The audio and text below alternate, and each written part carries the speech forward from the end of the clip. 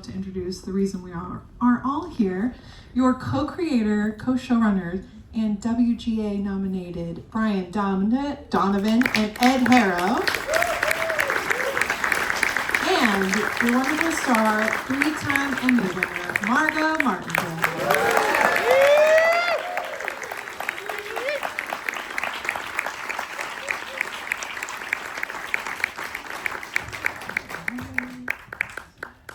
Excellent crowd. I would love to start with the origin story here. I think some of us all know, even though there's a chyron at the beginning, it is based on a true story. Obviously what you see isn't the truth, but I'm just wondering, can you talk a little bit about how you discovered the news of the real story and then what kind of got your creative juices flowing? Yeah, so Brian and I have been working together for years, and we're constantly looking for crazy ideas, crazy stories, and this one kind of fell in our lap. Yeah, I was at home for Christmas in Boston, where I'm from, and I got very fortunate in that my sister married, I'll say it, a boring Canadian gentleman, and we were having a boring discussion at a Christmas party, and he mentioned sort of offhand, as we had run out of things to say, he said, "Have you ever heard of the Great Maple Syrup Heist?" And I think that was the first and only time I've been interested in something he said. No, he's lovely, right? So it was. And then he told me, I was like, "Tell me that story." And he told me about it, and then I immediately texted Ed, and within days we were researching and jumping in, and like, it just, when you hear a $20 million maple syrup heist and it's real, you can't help but read more, Totally agree. It's worth Googling when you leave here tonight too, just to reacquaint yourself with the reality. How did you kind of approach whether to do a straight comedy, a dramedy? Because I think one of the things I love so much about watching this, and the performances, of course, is the blend of tone, kind of a genre blend a little bit. I think you guys do that so effectively. Can you talk about the approach or whether it just came out in your storytelling? Did we ever have like a tone conversation? I don't think we did. I don't think so. We were working on a very standard, like, network sitcom at the time, and actually we should thank them for giving us their room. We just used their room when we were on hiatus. We just wrote this show in their room. Yeah, ate their snacks, used their room, everything.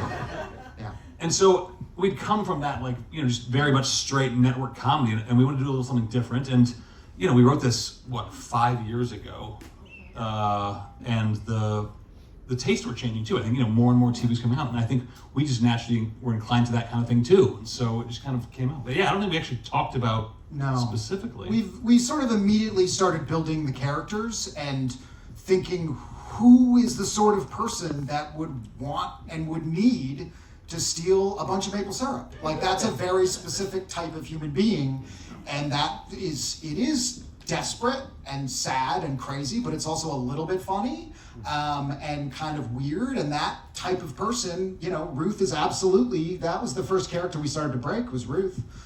We did say, I remember saying that none of them think they're funny. Like, we didn't have them telling jokes like you do on a network sitcom, We wanted them to be funny, amusing to watch, but taking themselves very seriously because the situation was funny, and I think that kind of helped the tone, just have kind of a guidepost. Yeah. Miss Margo, how did it find you? Well, one day I got a phone call, and the person on the other end of the phone said, "Hello, Margo, it's Jamie Lee Curtis. Listen, I was going to do a show, but I can't do it, and I thought the only person that's like me is you, so you're doing it." I said, "Well, okay. I need to read it and see what I think." And she said, no, you're doing it. I said, "Well, I might be doing it. I'm not certain." And she said, "You're doing it." So I read it, and of course I said, "Yeah, I'm doing it." I thought it was absolutely original, unique, fun. It rang my bells, I can say that. And it still does. Yeah, I think, again, it is such an enjoyable show to watch because there's so much going on. What did you like most about Ruth? Because I feel like some of her funniest moments are coming from real pain or strife, but she has so many great one-liners and just, as you do. And well, I think desperation is funny in the right tone. Sure. it makes me laugh. The more desperate, the more it makes me laugh. Like Sam Shepard wrote like that too. It's like how desperate were those boys in True West? They were just so desperate that they just made me howl with laughter. And that's sort of what this is like. It's got tones of Fargo. It's got tones of Shepard. It's got tones of. Tonally, I thought, kind of perfect. And then you throw in that music, which is just divine, I think. And it sort of tells you how you should feel. I love it so much. Yeah. And damn it. Was there anything that especially tickled you all about learning a little bit about maple syrup harvesting or farming? Because I feel like you all did your homework and you're representing, the reality of some of it in the midst of all the zaniness. I learned a lot about maple syrup farming since I knew absolutely nothing. And then when you would travel around, you would see all those tubes on the trees. I'd go, oh, there's the maple syrup going right there. There it is there. There it is there. I mean, the backdrop of this is Montreal. It's French.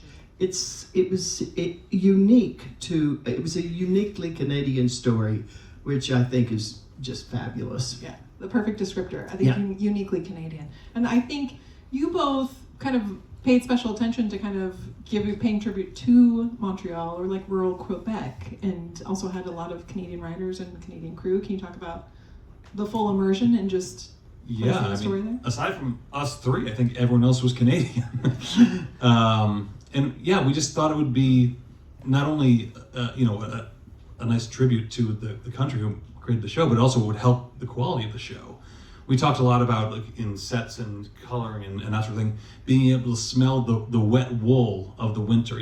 Every room wanted to feel real, not just kind of like this glamorized version, but kind of dirty, kind of real. And I think hiring Canadian cast and crew from top to bottom helped out a great deal.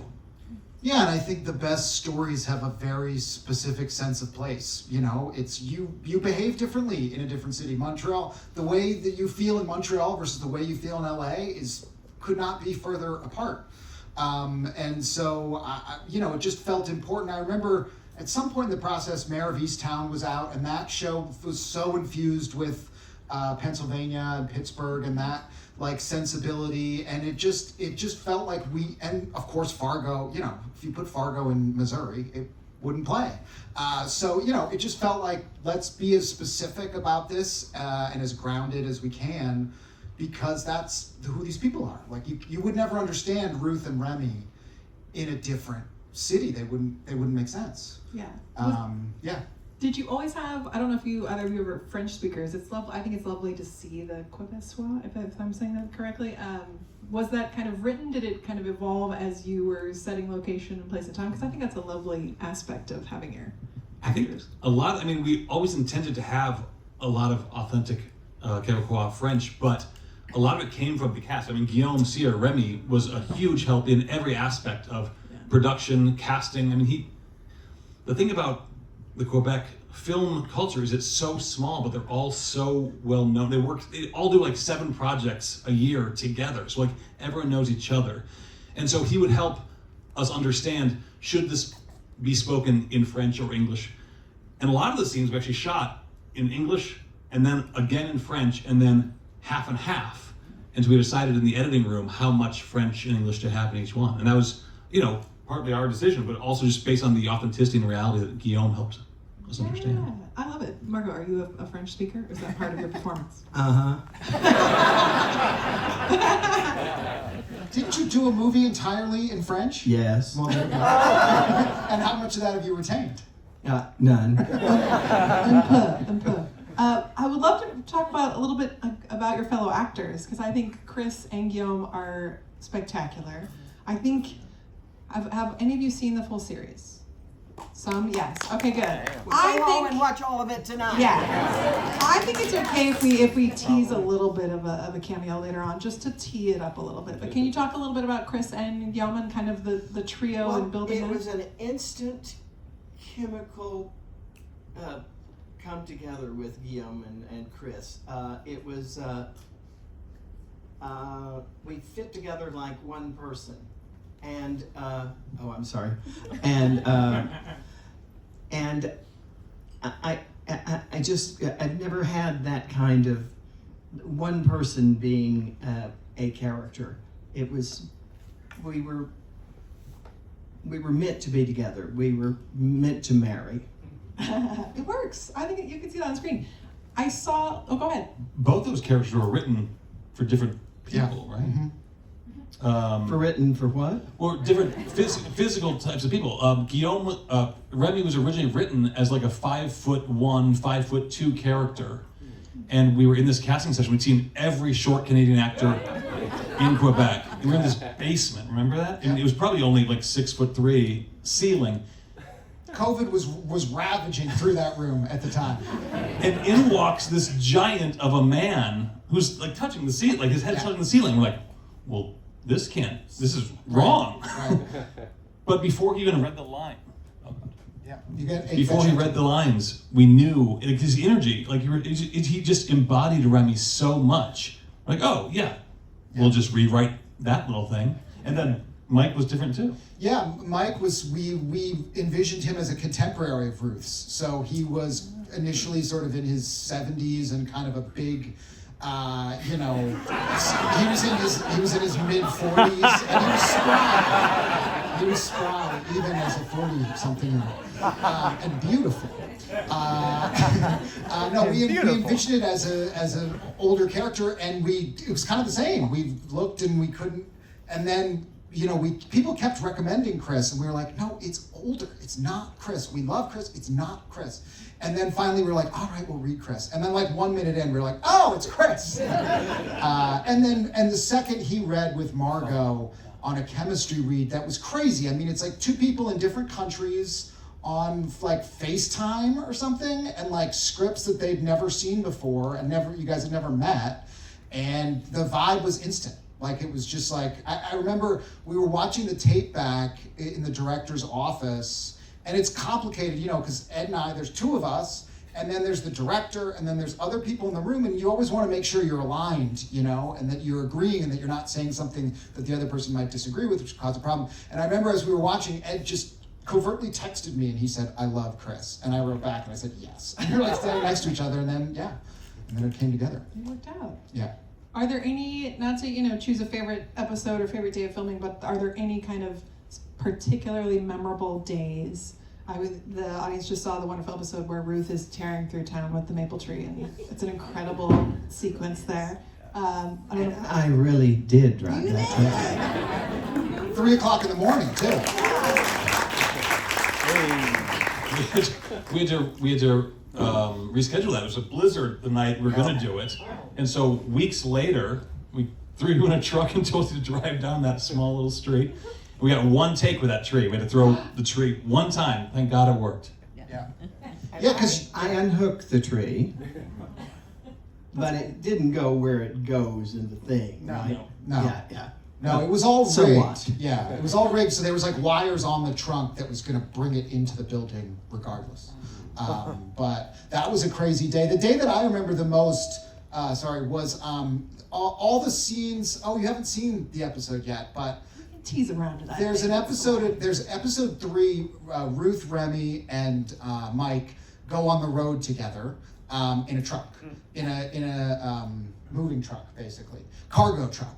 And so it's the 3 of them sitting, across in the like booth up front, and there's just tons of shots through the glass of the 3 of them, and it was this great scene that Ed wrote that was just like super bantery back and forth about like what is farming syrup and like how does that work, and it was so funny, and they were so good together, and the shooting of it was fairly unpleasant, I think, right? Like you guys were in that truck for hours inside. And it was all done on a sound stage, like you're just in a room. But the chemistry and the comedy for us watching was incredible. It felt like that was like when you guys really kind of became this unbelievable comedic, like Three Stooges in a way. Yeah. Were there any days, because I had seen where you talked about things would be discovered sometimes on the day, or obviously your actors are sticking to what you wrote, but sometimes you would discover in their performance something extra. Can you talk a little bit about that? Well, we would discover things, but honestly, we kept pretty much to the script. Nice. I don't think we improvised much at all. Nice. I don't really like to improvise much at all. I like to, I want the people to write what I'm saying. Ruth has got a lot of good stuff to say, too. We want to hear her speak. I think it is fair, again, if you go home and pull up Prime Video and you pull up the sticky, when you look at the episode list, the person I would like to talk about, Miss Jamie Lee Curtis, her face is on one of those episodes, so it's not a total spoiler. But I would love for you to talk about just a little bit about having her involvement. Did you call her, how did it work when she said you're going to do this show? When is the next time you got to talk to her about it? I don't know that I called her back. I'm not sure, but I did say, I certainly said yes. Yeah. She's just a champion for the whole thing. She was incredible. She was incredible to work with. She comes completely prepared, as do we all. And she was a joy. She was a joy and a real trooper. And she was just there for a few days. I won't tell you what episode, etc., but she was just there for a few days to cram something in because, as Margo said, she wanted to be in the show, but COVID, everything got backed up, so she couldn't be. But then she started seeing the dailies and seeing what Margo could do, and she's like, is there any way I can get a little role? And she just won an Academy Award, so we weren't like gonna give her a waitress role, And so we rewrote this character that was originally going to be this big gorilla of a man and made it for her. And so she gave us a few days of her time and she just worked her ass off. She was always there on set and you could just tell the energy of everyone, crew and cast was just elevated. She knew everyone's name. She was there, first one in, last one out. She was just really there's a reason she's a legend. She's just an icon. Yeah, and her one demand for the week and for the part was, I need to be able to flirt with Margo on camera. And we said, you can flirt with Margo on camera. And it was great. It's so funny though that she presented it to you, Margo, as like, you're just like me, so you must take this part. Like there are no two people more opposite than Margo and Jamie Lee Curtis. They're both wonderful, but they're just like, they're not. She probably meant award-winning, esteemed, etc., etc. I took it as a compliment. Absolutely. That's a great note to know, again, for those of you who haven't yet watched, about the flirting. Because watching that episode, I was like, oh, I wish I could see the bloopers from this day of filming. Because it just seems... Well, there's a lot of flirting left on the cutting room floor just for time. And we had a lot of back and forth between you two. Yeah. As per Jamie's request. Of course. I love that. Again, for people that haven't seen the whole, can you kind of talk about the arc of the story? Kind of how you wanted to, obviously it's not like a neat, bow-tied, happy ending, but can you kind of all talk a little bit about Ruth's journey and then, again, how you guys wanted to kind of tell the season? Well, Ruth's journey was all about keeping her husband at home. The love she had for her husband, and she would do anything to keep him at home, whatever that meant. Maybe it meant stealing $18 million worth of maple syrup. I think we ended up saying 12, but it really was 18. And she went to any length to save that. And then all shit happened there at the end, and we'd love to tell you how we would have gone forward.